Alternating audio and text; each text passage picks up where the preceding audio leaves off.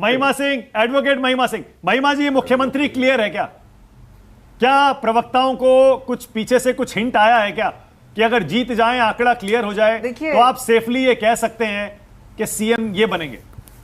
कि सुकेश ने जो फोटो लगवाई वो ठीक लगवाई है।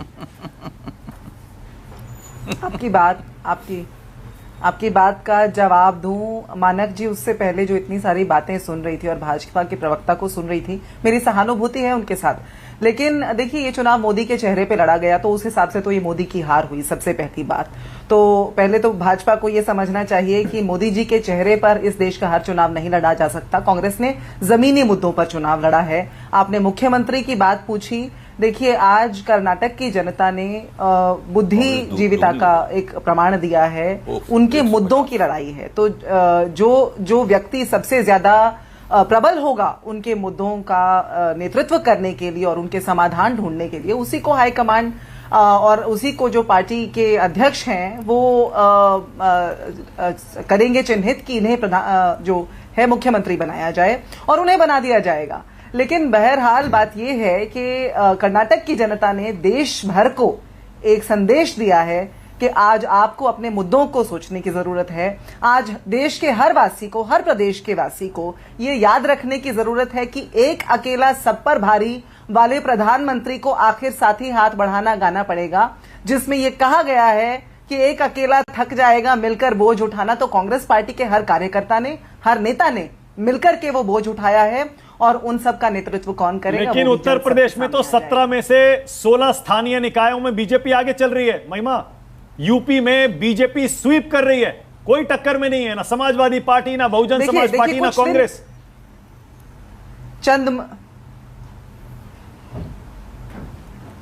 चंद गुजरात और यूपी मॉडल से तो हम सब परिचित हैं मानक जी, और आपको याद होगा चंद महीने पहले जब नागालैंड, त्रिपुरा, मेघालय का नतीजा आया था, उस दिन 6 बाईपोल्स में कांग्रेस पार्टी जीत रही थी और हम दिन भर बोलते रहे कि कांग्रेस पार्टी 6 उपचुनावों में जीत रही है, भाई उसकी भी बात कर लीजिए। लेकिन नहीं की गई, और जो बात की गई वो हम सब ने सुनी और सबने सर माथे पर रखा। ये एक अलग बात है कि भाजपा का वोट शेयर। एक सेकंड महिमा, देखिए मैं आपकी जीत में रंग में भंग नहीं डालना चाहता हूं, मेरी ऐसी कोई मंशा नहीं है, लेकिन उत्तर प्रदेश का स्थानीय निकाय चुनाव बहुत ही डिटेल्ड इलेक्शन है, पूरे यूपी में हुआ है और लोकल इश्यूज पे हुआ है। खैर एनीवे उस पर बाद में चर्चा होगी। फिलहाल कांग्रेस पार्टी 150 छू रही है, 149 पर है। कर्नाटक में 224 सीटों में से 149 सीटों का बहुमत, प्रचंड बहुमत कहा जाएगा। बीजेपी 65 पर, 104 से 65 पर आ गई, आधे के करीब, और जेडीएस तो लगता है बिल्कुल सफाया होने जा रहा है कर्नाटक से, और अदर्स है 3 पर। यानी अगर ये असेंबली इलेक्शन का ये रिजल्ट है अबे दुबे, यानी लोकसभा की लड़ाई तो और दिलचस्प हो जाएगी। फिर देखिए पहले तो मैं ये कहना चाहूंगा कि उत्तर प्रदेश और कर्नाटक चुनावी भूगोल और इतिहास के लिहाज से दोनों के बीच में कोई समानता नहीं है, दो बिल्कुल अलग अलग। उत्तर प्रदेश में जो घटित हो रहा है वो एक अलग कहानी है और कर्नाटक में जो घटित हो रहा है वो बिल्कुल अलग कहानी है। देखिए कर्नाटक में 224 की विधानसभा में अगर कांग्रेस 150 सीटें जीतने के लिए जा रही है, इसका मतलब यह है कि बाकी सबका सूपड़ा साफ हो रहा है।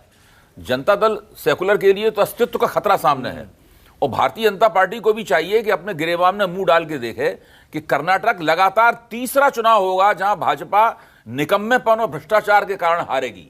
हिमाचल प्रदेश में निकम्मेपन और भ्रष्टाचार के कारण हारी, दिल्ली में महानगर पालिका का निकम्मेपन और भ्रष्टाचार के कारण चुनाव हारी, और अब कर्नाटक में तो उसका सूपड़ा साफ हो रहा है बिल्कुल।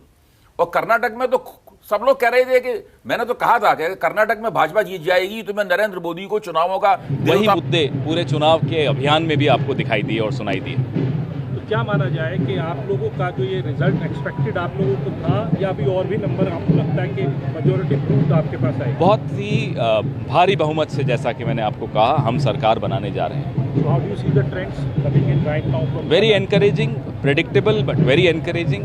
We are absolutely confident of forming a government with absolute majority. So 5 guarantees worked, not Bajrang Bali? 5 guarantees worked. God has been kind, and the negative campaign, the divisive campaign of the जैसा हम आपको पहले भी दिखा रहे थे, बेंगलुरु में Congress party के दफ्तर में कोई जश्न नहीं था, कोई गाजा बाजा नहीं था, कोई अति उत्साह नहीं था, कांग्रेस के दिल्ली दफ्तर में भी नाच गाने के लिए इंतजाम जरूर था, लेकिन बहुत ज्यादा उत्साह नहीं है। पवन खेड़ा कांग्रेस की तरफ से जो प्रतिक्रिया दे रहे थे, बहुत ज्यादा जोश उसमें नहीं था। मुझे लगता है बहुत नपी तुली प्रतिक्रिया कांग्रेस की तरफ से इस जीत पर आज देखने को मिल रही है। 150 सीटें। राजीव रंजन आ गए, ग्राउंड जीरो पर लगातार कर्नाटक में घूम भी रहे थे। राजीव, 149 का आंकड़ा क्या?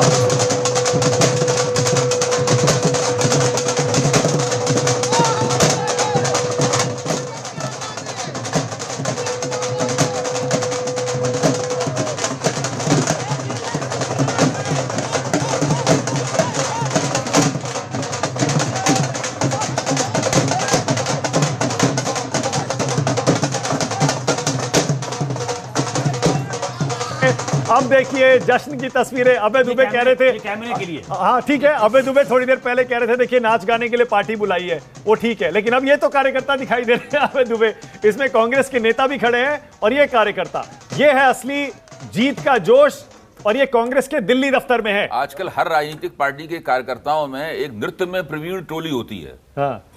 और वो ऐसे मौके पे अपना जौहर दिखाती है। और ये देखिए, ये बजरंगबली आए हैं। अब मुझे नहीं पता ये कांग्रेस की तरफ से आए हैं या बीजेपी की तरफ से आए हैं। अगर कांग्रेस की तरफ से आए हैं अच्छा, तो जाहिर है बीजेपी पर तंज कसने के लिए आए हैं। ये भी हो सकता है। आपको ऐसा लगता है माना कि बीजेपी जो इस तरीके से पीछे चल रही है उसके दफ्तर में बजरंगबली दिखेंगे? ये दफ्तर की बाहर की तस्वीर है, ये कांग्रेस के दफ्तर के अंदर दफ्तर की तस्वीर है। और ये कांग्रेस के दफ्तर में आज आपको बजरंगबली नहीं मिलेंगे, वो जोश नहीं मिलेगा। कांग्रेस ने बहुत सोच समझकर बजरंगबली अपने दफ्तर में बुलाए हैं। बजरंगबली के आशीर्वाद के लिए प्रतियोगिता हो रही थी, राजनीतिक प्रतियोगिता हो रही थी बजरंगबली के आशीर्वाद के लिए।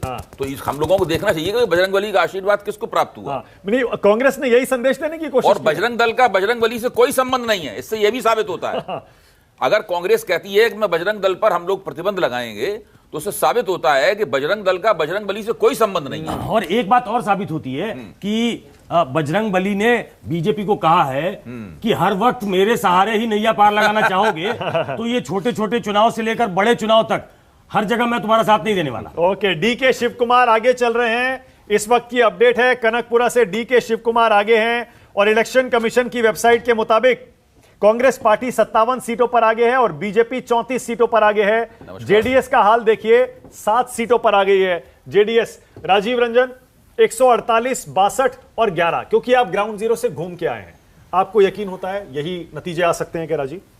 देखिए, मुझे 150 सीटें कांग्रेस पाएगी इस पर थोड़ा डाउट है, लेकिन मैंने देखिए नतीजे आने से पहले एग्जिट पोल के दिन जो एग्जिट पोल के नतीजे आए थे, मैंने कहा था कि जेडीएस और बीजेपी 100 के अंदर निपट जाएगी, तो 100 के अंदर ही ये दोनों रहेंगे। अब बाकी कितना कौन एक सीटों का अंदाजा लगाना मुश्किल है।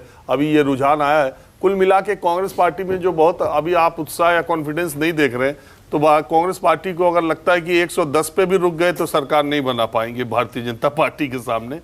तो एक तो बात यह है, दूसरी बात यह है कि मुख्यमंत्री पद को लेकर बहुत सारी बातें चल रही हैं, तो उसको उसमें कहीं गुट बने ये बने, तो अभी एक बार रिजल्ट आ जाए तो उनका। लेकिन ये बात 100% सच है कि कांग्रेस पार्टी 113 के जादुई आंकड़े को 12 बजे तक टच कर जाएगी। ओके, विनोद शर्मा आ गए। कोई कंफ्यूजन मत रखिए, एक मिनट में राजीव को बता दूं कि जो चेहरे लगाए जा रहे थे, तो न्यूज रूम में लोगों ने कहा डीके शिव कुमार को यहाँ ज्यादा लोग जानते हैं सर, इसको डीके शिव कुमार करना चाहिए। तो मैंने कहा नहीं, सिद्धारमैया की लगाओ। तो अब चूंकि मैंने सिद्धारमैया लगा दी है, इसलिए आप यही लाइन लीजिए कि सिद्धारमैया। मैं इसलिए कि सिद्धारमैया ने कर्नाटक में स्थानीय स्तर पर सार्वजनिक तौर पर यह कहा कि वो कोलार से विधानसभा सीट कुछ चुनाव लड़ना चाहते हैं।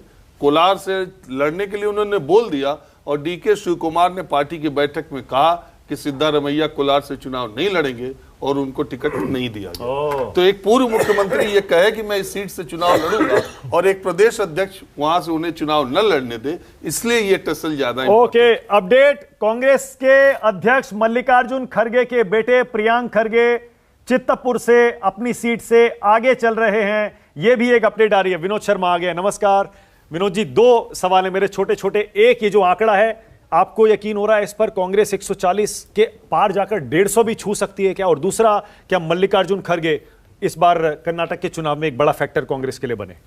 देखिए, बात यह है कि अभी ये डिटरमिन करना कि कौन फैक्टर बना, जब हमारे पास फाइन प्रिंट आ जाएगा आंकड़ों का, उसके बाद ही हम ठोस तरीके से बात कर सकते हैं। अभी तो सिर्फ अटकलें लगा सकते हैं। लेकिन कांग्रेस पार्टी आगे थी, मैं हमेशा ये कहता था, और आप वहाँ से आंकड़े दे रहे थे। लेकिन मैं थोड़ा कंजर्वेटिव हूँ, मैं आंकड़े देने में बिलीव नहीं करता, क्योंकि वो बड़ा एम्बिशियस चीज़ होती है। जो आदमी हम पूरे प्रदेश में नहीं घूमे, प्रदेश के एक पार्ट में घूमे, दूसरे में घूमे, सब में नहीं घूमे।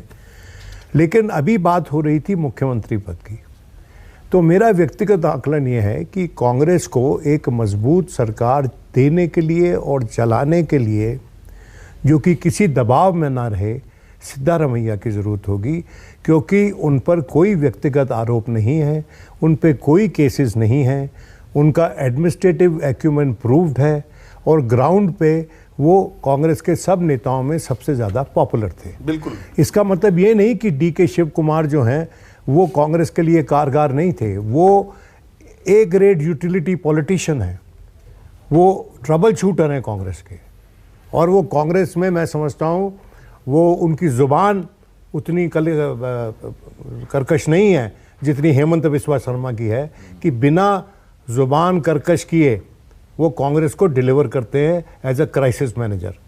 हेमंत बिस्वा शर्मा बहुत सी अपवाद वाली बातें करते हैं, लेकिन वो नहीं करते। तो मैं ये समझता हूँ कि कांग्रेस को आज के दिन एक यूटिलिटी पॉलिटिशियन की ज़रूरत है, और उसके चलते उनका अपना रुआब है डीके शिव कुमार का। लेकिन उन पे जो केसेस हैं उसके चलते अगर वो मुख्यमंत्री पद पे आसीन हो जाते हैं तो कांग्रेस की सरकार शुरू से ही कमज़ोर लगेगी और दबाव में आएगी केंद्र के। बिल्कुल यही चर्चा